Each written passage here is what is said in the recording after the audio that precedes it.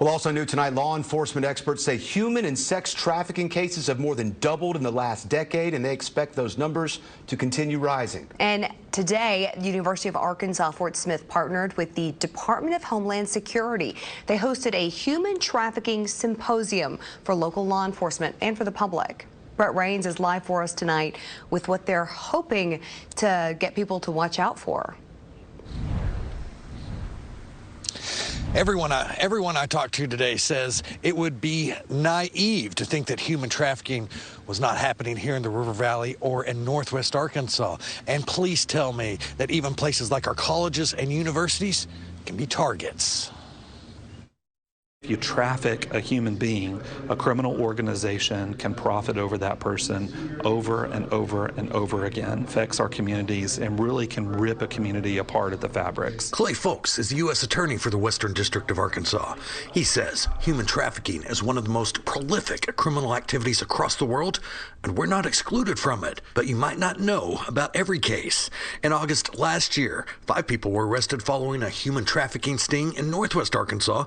Homeland Security agents say 3 women and 2 kids were rescued. We might prosecute a human trafficker for something unrelated to human trafficking, such as wire fraud or money laundering, and it's one of the top growth industries as far as criminal money-making enterprises, and it is affecting the Western District of Arkansas. When you see something, we need you to say something. Arkansas Attorney General Tim Griffin formed the statewide Tactical Operations Partnership with local, state, and federal agencies to tackle crime, including human and sex trafficking. He was a speaker at the symposium hosted by the UA Fort Smith Criminal Justice Department. We have major arteries in Arkansas going east-west. There are a lot of people being moved along these routes, and often there are people who are illegally being trafficked. According to the Department of Homeland Security, signs of human trafficking might be tough to spot.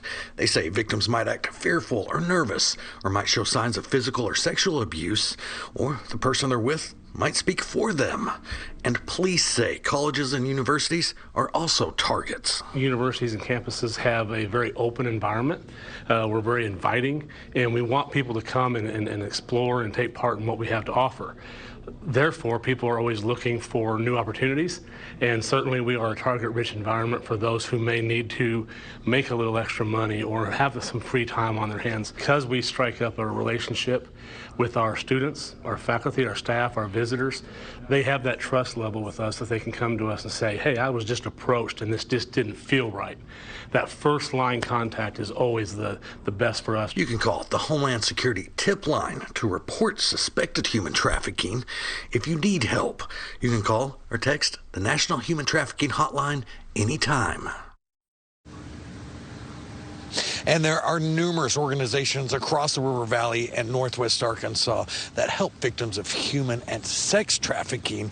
If you call that national helpline that you just saw, they'll put you in touch with the ones nearest to you. Live in Fort Smith, Brett Rains, 4029 News.